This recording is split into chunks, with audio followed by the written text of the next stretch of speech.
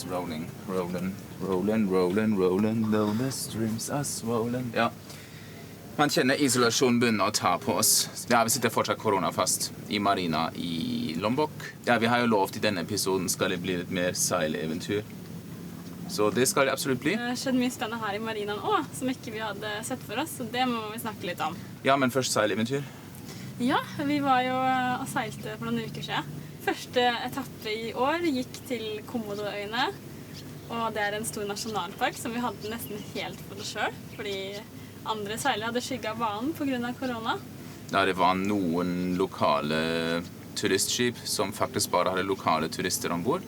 Så vi var eneste hvite i hele parken. Og så hørte vi noen rykter om en øy da det skal finnes skilpadder, så vi tok sjansen, dro dit. Og så ankret vi opp i en bukt, Ja. og det var bare helt full av havskilpadder.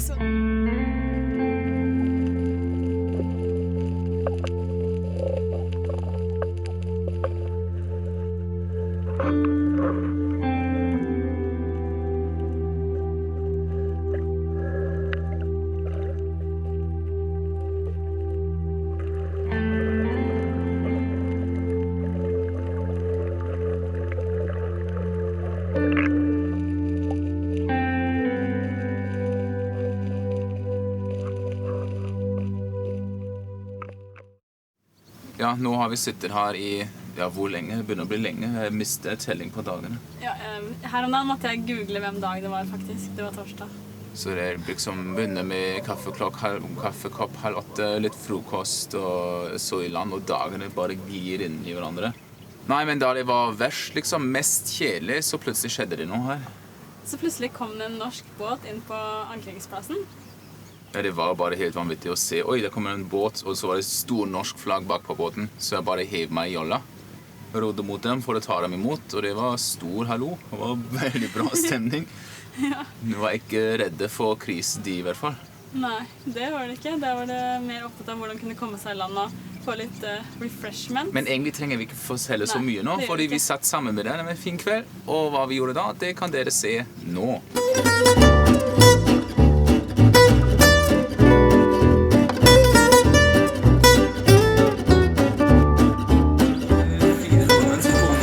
Midt i koronakrisen kom det en seilbåt med norsk flagge inn på ankringsplassen.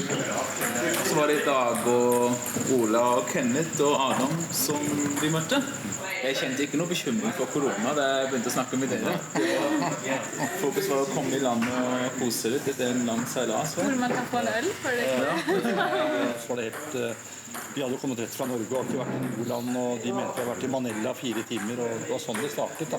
Og der sklir vi rett over i koronaeventyret, hvor vi skal møte Dag på jakt. Så vi kom altså ikke på flyet. Dag satt og ventet og lurte fælt, og vi skjønte jo ingenting når ikke vi kom på flyet. Synes dere det var skummelt liksom, å seile videre fra land til land mens dere allerede satt i karantene i 2 uker?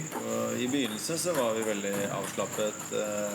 Var vi lange perioder på sjøen, altså hver gang vi kom til et nytt sted så hadde det jo skjedd veldig mye da, fra sist. Har dere blitt testet selv? Ja, flere ganger. Flere ganger vi kom inn til nye land og nye mariner, så ble det... Da dere kom inn, så var det ikke snakk om å la båten ligge her. Planen var annerledes opprinnelig, var ikke det? Planen var å seile videre til Nong Sa Marina. Båten skal jo egentlig til Singapore. Hver dag kom det nye overskrifter i avisene om mer og mer utbredelse. Og det har vært sånn dag til dag, så er det helt drastiske ting. Og nå, i dag morges var det siste overskrift om at nå kommer dette presset ned mot Sørøst-Asia, her vi er nå. Og så ligger vi på en veldig fin marina her, eller trygg marina her, og det er fremdeles 1000 nautiske nesten til Nong Sa. Hvordan reagerer folk hjemme på at dere er her nå? Misunnelige. Det har vi hatt, så vi har jo seilt tross alt rundt inkludert Japp og ned hit, ikke sant, i 8 uker, 9 uker nå. Så det er jo egentlig en veldig sånn luksussituasjon. Jeg skrev akkurat en melding til kollektivet. Jeg bor i kollektiv med 7 andre. Jeg skrev, kan vi sette opp en stige opp på balkongen og et provisorisk kjøkken på balkongen med hageslanger? Da kan jeg klare meg selv. Kult, ja. Adam, du har jo snakket om å være på båt i karantene, da. Bruke 2 uker karantene på å seile.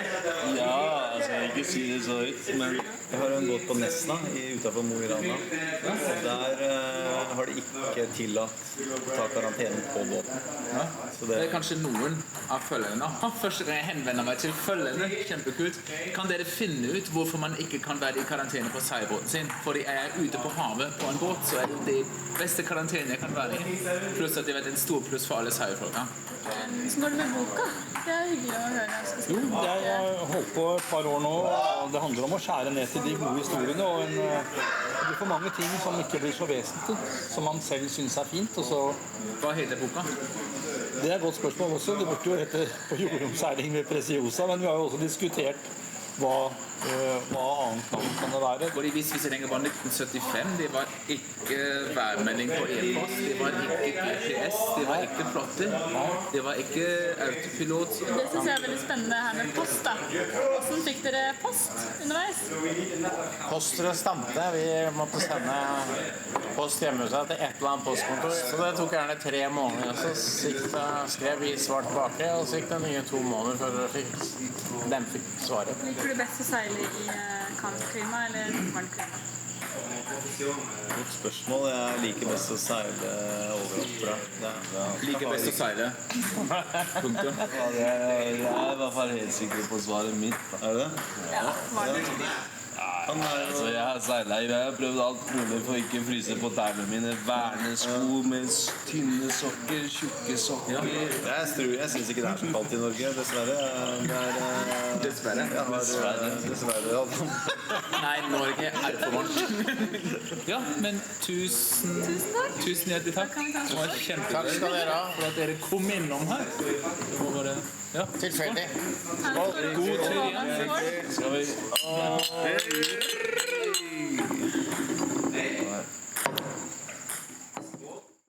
I morgen skal vi opp kjempetidlig. Jeg gruer meg litt, jeg. Ja, da skal Amanda ut av vannet igjen. Bombe. Da hun skulle bli sjøsatt i februar, så fikk hun skade i skroget, som nå skal fikses, så vi skal tilbake i verftet. Det som litt spennende at verftet opp en elv, så elva egentlig ikke djupt nok til båten. Så vi må bare prøve oss på å få høyeste høyvann vi kan få. Så hvis dere vil se hvordan det gikk, hvis dere spente så, Share, like and subscribe. abonner kanalen vår, så blir det mye mer. Ha det bra! Ha det!